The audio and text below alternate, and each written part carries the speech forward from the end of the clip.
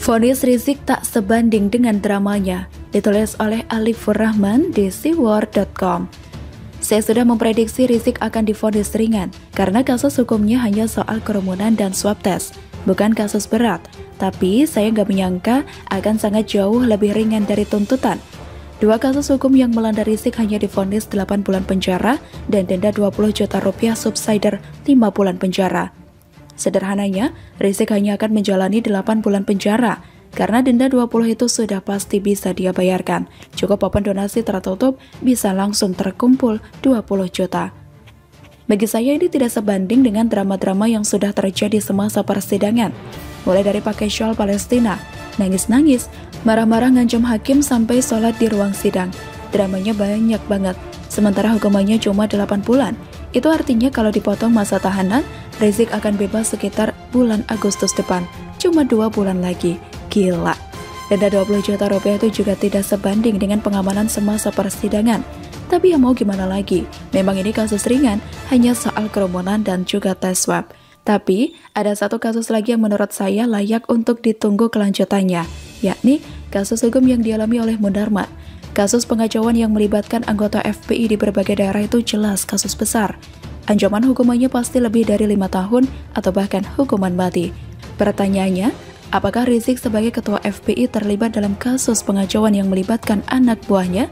Jika sampai ada bukti keterlibatan Rizik, maka jelas ancaman hukumannya tak akan hitungan bulan. Tapi, bagaimana kalau tidak terlihat? Itu jelas lebih menarik lagi. Karena itu justru membenarkan bahwa Rizik ini hanya bonekanya Munarman yang tidak tahu apa-apa soal FPI dan jaringannya, tidak tahu soal logistiknya, hanya bisa orasi dan memimpin demo. Ibaratnya kayak AHY lah, tiba-tiba jadi ketum, tapi di bawah yang mengkoordinasi itu adalah peran SBY. Cuma bedanya AHY juga nggak bisa orasi. Jadi, misal Rizik nantinya tidak terlibat, itu artinya dia akan kembali ke tengah-tengah kita dan mungkin akan melancarkan provokasinya lagi. Mungkin Rizik memang utusan Tuhan untuk mengetes dan menguji kesabaran kita sebagai hamba. Cuma pada intinya, Rizik sudah dinyatakan bersalah dan divonis hukuman. Itu saja sudah cukup untuk membuat Rizik menyandang status sebagai narapidana di 3 presiden berbeda. Konsisten dan istiqomah sekali. Maka kalau nanti 2024 ada pergantian presiden, terbuka kemungkinan Rizik akan masuk penjara lagi. Dari kasus ini mestinya negara ini sadar, pemerintah dan aparat sadar, bahwa Rizik itu juga hanya manusia biasa yang sangat lemah. Terbukti ketika ditangkap, ditahan, dan dipenjara, tidak ada pergolakan berarti, tidak ada demo, tidak ada kerusuhan, biasa saja. Maka ke depan ini penting untuk dijadikan pelajaran. Misal Rizik macam-macam lagi, bikin ulah lagi. Mestinya kita tidak segan-segan menangkapnya lagi. Bukankah tidak susah nangkap Rizik? Tinggal tangkap aja kan? Dan ini juga semakin meyakinkan kita bahwa pembubaran FPI yang semula sempat ragu-ragu bahkan mundur bertahun-tahun, padahal aslinya bersama dengan pembubaran FPI, itu juga ternyata bukan hal yang luar biasa. Setelah FPI dibubarkan, ya tidak ada apa-apa. Prediksi gejolak dan demo yang disampaikan oleh beberapa pihak rupanya tidak terbukti di lapangan. Semoga dengan pelajaran penting ini, Indonesia bisa lebih tegas terhadap kelompok radikal. Semoga Rizik menyusul orang-orang yang sebelumnya sudah pernah ditahan, yang setelah keluar jauh lebih hati-hati atau tidak menarik lagi. Jadi, mari kita nikmati sampai 2 bulan ke depan atau bulan Agustus. Kita akan istirahat dari drama-drama Rizik. Berharap nanti di bulan Agustus tidak ada drama lanjutan. Tapi misal Rizik nantinya masih tetap seperti biasa, kembali menebar propaganda. Mungkin memang itulah konsekuensi negara yang punya partai dengan ideologi berbasis Ikhwanul Muslimin. Orang-orang seperti Rizik akan selalu dimanfaatkan untuk menarik suara demi sebuah hasil kemenangan di pemilu. Ya, samalah seperti penyanyi dangdut yang ada di semua kampanye. Tugasnya memang menarik kerumunan. Bedanya, kalau penyanyi dangdut enak dilihat, sementara Rizik, ya begitulah, kura-kura. Bingung, vonis Rizik diperingan karena dia tokoh agama yang dikagumi umat. Ditulis oleh Sardi di siwar.com.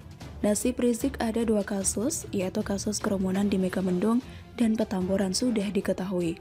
Majelis Hakim memvonis Rizik hukuman denda 20 juta rupiah yang jika tidak dibayar, maka diganti pidana 5 bulan penjara dalam kasus kerumunan Megamendung. Rizik dinilai secara sah dan terbukti tak mematuhi penyelenggaraan kekarantinaan kesehatan. Vonis jatuh ini lebih rendah dari tuntutan jaksa dalam kasus Megamendung, yaitu 10 bulan penjara dan denda 50 juta rupiah, subsidiar 3 bulan penjara. Hal yang memberatkan vonis tersebut adalah Rizik tidak mendukung upaya pencegahan COVID-19.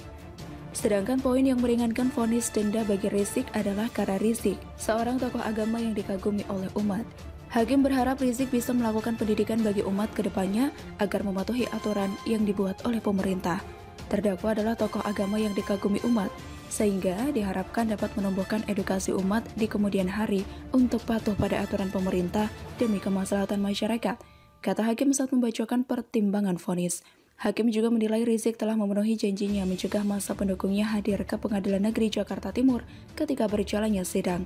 Menurutnya, tindakan tersebut bisa memudahkan aparat dalam menjaga kelancaran sidang, sehingga memudahkan tugas aparat keamanan dalam menjaga ketertiban sidang ini, kata hakim. Hukuman dari hakim tidak terlalu saya pusingkan. Toh, Rizik secara logika tidak mungkin dipenjara terlalu untuk kasus kerumunan.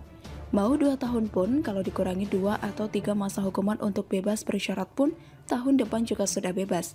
Dan dia bisa kembali menggalang kekuatan untuk mendukung siapapun yang ingin memanfaatkannya secara politik untuk tahun 2024. Jangan disangka Rizik bakal bertaubat dan diam di rumah bertapa usai dipenjara karena kapok. Dia akan kembali lagi, mungkin dengan cara yang lebih main aman agar tidak diciduk lagi karena membuat ulah. Yang menurut saya lucu adalah pernyataan hakim soal Rizik, tokoh agama yang dikagumi umat. Umat yang mana? Umat mendukungnya sendiri kan? Umat yang selama ini suka demo. Cobalah putar video-video Rizik ceramah maki-maki, mengumpat pakai kata-kata kasar, menyumpahi orang lain dengan doa-doa yang sangat mengerikan, mencaci pemerintah dengan sebutan yang kurang ajar, menghasut pendukungnya untuk berbuat hal yang meresahkan, menantang pemerintah seolah sudah paling berkuasa di bumi ini, padahal masih di bawah Sunda Empire. Justru sangat aneh kalau masih ada yang memuji dan mengaguminya. Di negara lain, orang seperti Rizik sudah dibuat tak berkutik selamanya. Di sini, dipuja habis-habisan dan dibela mati-matian. Bahkan kalau junjungan diledek dan disindir, mereka akan ngamuk dan marah besar.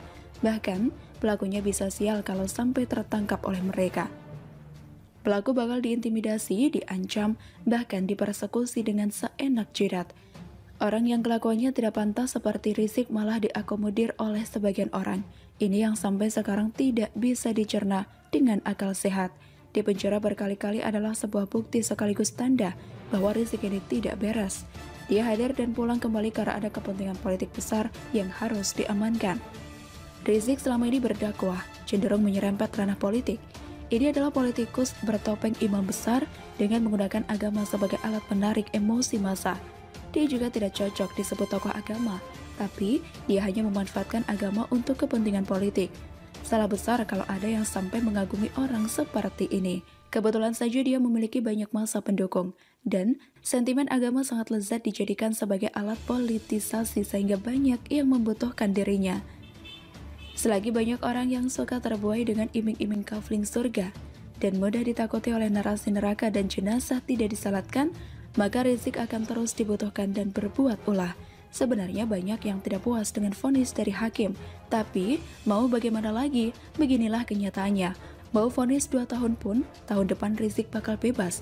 Dia akan kembali beraksi untuk tahun politik mendatang. Tak ada yang bisa dilakukan untuk menahan orang ini, kecuali satu per satu kasus lamanya. Tak ada yang bisa dilakukan untuk menahan orang ini, kecuali satu per satu kasus lamanya diusut lagi dan